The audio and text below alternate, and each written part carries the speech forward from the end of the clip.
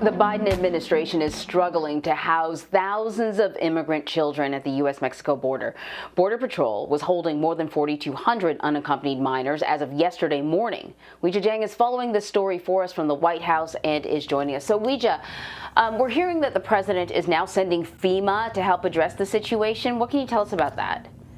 So FEMA is going to provide immediate relief to these children, like food, water, and basic medical care, in addition to setting up shelters. By law, the kids are supposed to be transferred out of those short-term holding facilities within 72 hours. But lawyers for some of them tell CBS News that they are held for as long as 7 days, that they are hungry and they are not seeing the sun. These images from a few days ago show young migrants arriving to the southern border.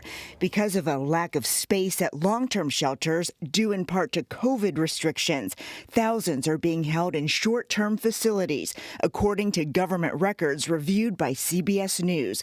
Democrats blame the Trump administration. What we are seeing today is the consequence of 4 years of dismantling every system in place to address this with humanity and compassion. But after plummeting in 2020, the number of migrant children in U.S. custody has surged since January. It's the Biden open border policies that are inviting even more illegal immigration. President Biden's coordinator for the southern border seemed to acknowledge a change in the White House may have had an impact. Surges tend to respond to hope, and there was a significant hope for a more humane policy after 4 years of pent-up demand. Craig Fugate was the administrator of FEMA in the Obama administration. In 2014, he helped manage a similar surge of unaccompanied minors. Is there anything more they could have done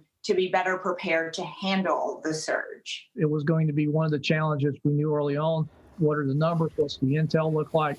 I think that's part of the reason why FEMA was asked to step in, is to help speed this process up, allow the agencies to get caught up with the children, and then build a system that would then be able to surge and move faster through the system. Back in 2014, then Vice President Biden visited Central American countries and sent a message to migrants not to come. The White House says that is still the message now, though the president does not have any plans to travel to the area. However, we should mention a delegation led by Homeland Security Secretary was already there visiting the border, and they briefed the president. Anne Marie. So, Weijia, you mentioned that FEMA was also called in to deal with issues at the border in 2014. How does the Biden administration's response compare to how President Obama dealt with that surge? Well, it's very similar. In fact, we just heard from former Administrator Fugate, who said the main priority right now, regardless of your politics, regardless of immigration policy, is to take care of these children. And so back then, former President Obama, he called it a humanitarian crisis, and that's the way they are treating it right now under the Biden administration. However, it's notable that so far the White House is just saying this is a challenge and not a crisis. The bottom line is that the priority is creating new space for these young migrants to come here, because they, unlike the previous administration under former President Trump, are not going to turn away the children, whereas before the president took office, they were sent back to Mexico, for example, to wait to see how their cases would play out and to see if they could be reunited with family members. Right now, President Biden says that's not what we are going to do. Come here, if you come here, rather, we are going to take care of the children. However, the problem is, because there are so many of them and because there are COVID restrictions right now, there are fewer beds for them than normal. And so that's why there is this scramble to get them out of those holding facilities and into a shelter where they have everything they need, from education to food to being able to play outside.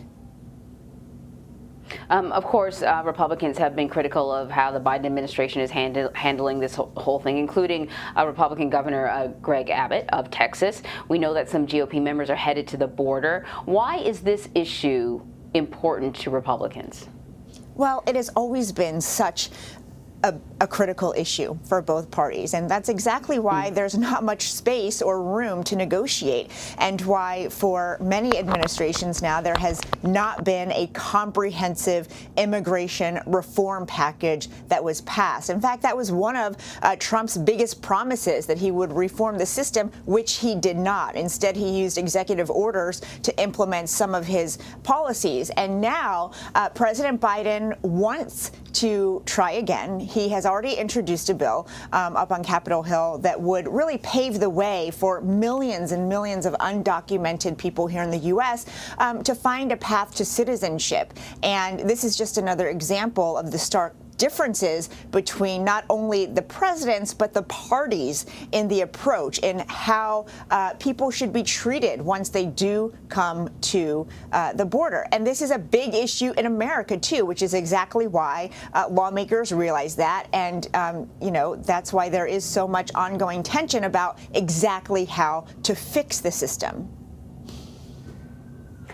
Just switching it up a little bit, CBS News released poll results over the weekend, and the poll sort of asked Americans how they felt about President Biden and how he was handling a number of big issues in this country: vaccine distribution, the economy. What can you tell us about the results of those polls?